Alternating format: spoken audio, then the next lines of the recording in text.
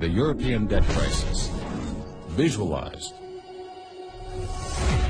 What is the European debt crisis? It's the failure of the euro, the currency that ties together 17 European countries in an intimate but flawed manner. Over the past 3 years, Greece, Portugal, Ireland, Italy, and Spain have all teetered on the brink of financial collapse, threatening to bring down the entire continent and the rest of the world. How did it happen? Uniting Europe. For most of Europe's history, it's been at war with itself. And countries at war with each other tend to do less business together. Europe was always a continent of trade barriers, tariffs, and different currencies.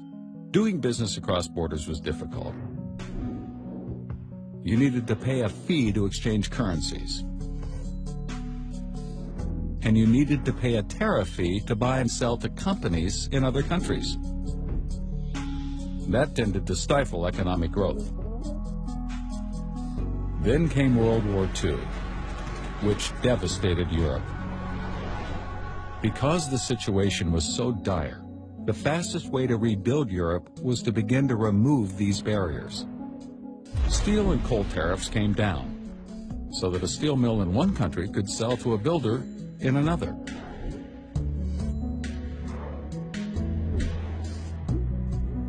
This gave the survivors an idea: a unified Europe, a union across the continent that would end all future wars. Countries began to band together toward this goal, bringing down trade barriers, lowering the cost of doing business. One of the last barriers to fall was the Berlin Wall. With a united Germany, Europe was ready.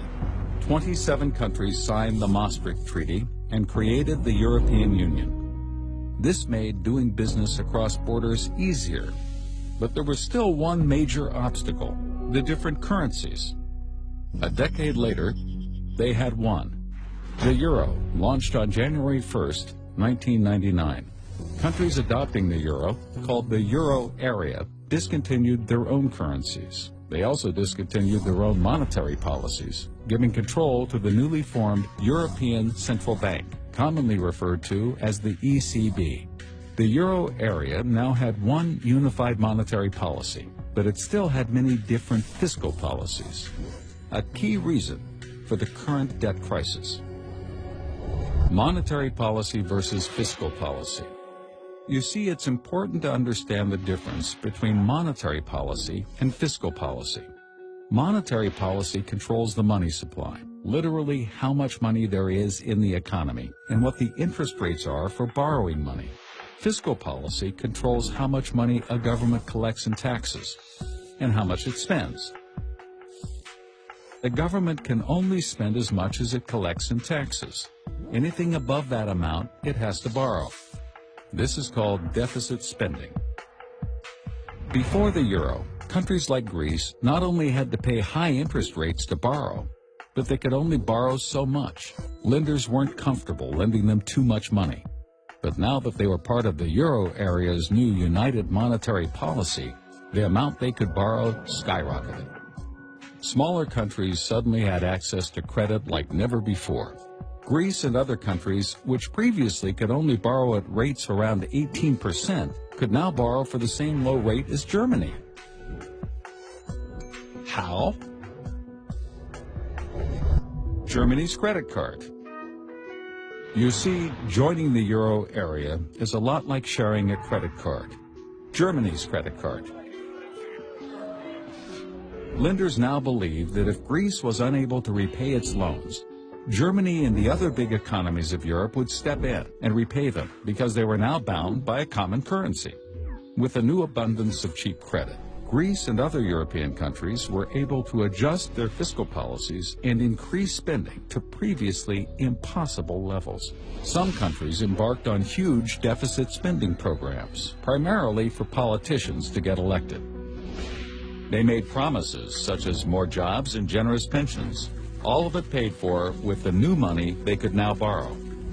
The governments of Greece, Portugal, and Italy accumulated huge debts. However, they were able to repay these debts with more borrowed money. As long as the borrowing continued, so did the spending and the unbalanced fiscal policies. In Ireland and Spain, cheap credit fueled enormous housing bubbles, just as it did in the United States. Credit flowed, debt accumulated, and the economies of Europe became tightly intertwined. Companies began opening factories and offices across Europe. German banks lending to French companies, French banks lending to Spanish companies, and so on and so forth. This made doing business incredibly efficient, while at the same time tying together the collective fate of the euro area. Things continued this way as long as credit was available, and credit was available until 2008. Spurred by a collapse in the U.S. housing market, a credit crisis swept the globe, bringing borrowing to a halt everywhere. Suddenly, the Greek economy couldn't function. It couldn't borrow money to pay for all the new jobs and benefits it created. It couldn't borrow the new money it needed to pay its old debts. This was a problem for Greece, but because of the unified monetary policy, it was also a problem for all of Europe. Much of Europe had been on a spending spree and borrowed more money than it could ever repay. But the problem is somebody has to pick up the tab, or else every country in the euro area will suffer. Since the countries that ran up the bill couldn't repay, everyone looked to Germany. Austerity measures. As the biggest and strongest economy in Europe, Germany reluctantly agreed to help bail out the debtor countries. In other words, Germany agreed to repay the bill, but only if the debtor countries agreed to implement strict austerity measures to ensure that it would never happen again. Austerity measures meant sucking it up, cutting spending, borrowing less, and paying back more debt. This sounds like a simple solution, right? It's not. First of all, nobody wants austerity. Austerity means cutting government spending, and since the government is by far the biggest spender in any economy, when the government cuts spending, it cuts the earnings of many of its citizens. People lose jobs, they get angry, they riot in the streets, and austerity also doesn't automatically balance a country's budget. You see, the government collects taxes based on people's earnings. So when earnings are reduced, the government collects less in taxes. They still can't pay down their debts. The pain is so bad that it's almost politically impossible to accomplish. On top of that, there are huge cultural differences within the euro area. Extreme cultural differences.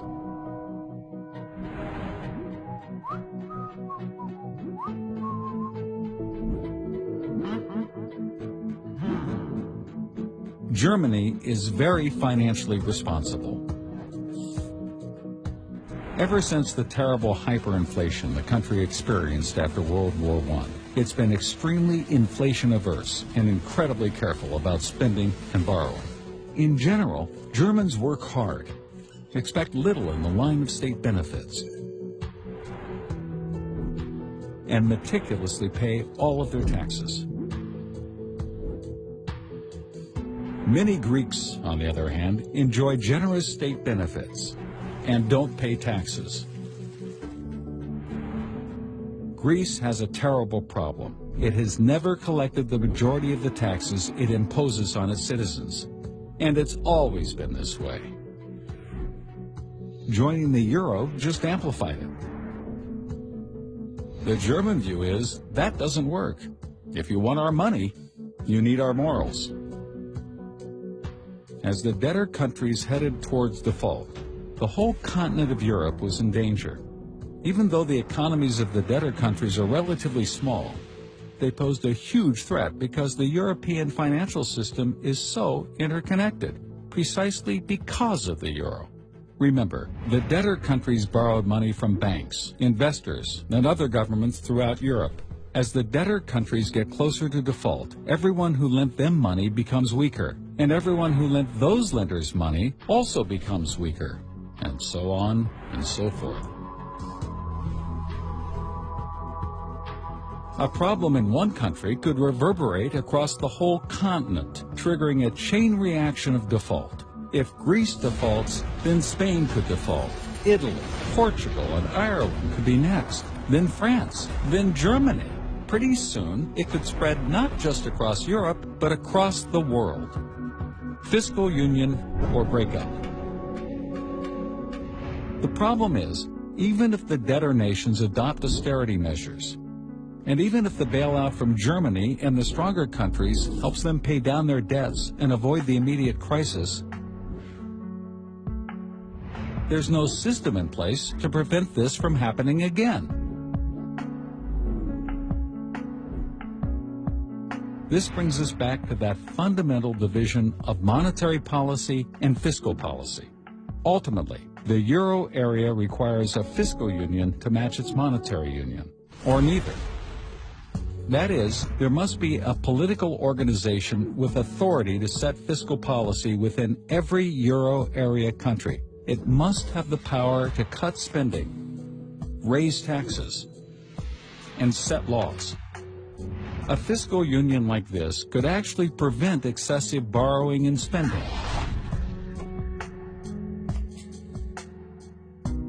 However, this is an enormously complicated and unpopular notion. It means surrendering sovereignty to a higher power. In essence, a United States of Europe. Yet, without a centralized fiscal union, countries will continue to run deficits, accumulate debt, degrade the value of the euro, and threaten the stability of Europe. Can Europe take the necessary steps and create a fiscal union alongside the monetary union? Or will the monetary union break up and the euro disappear?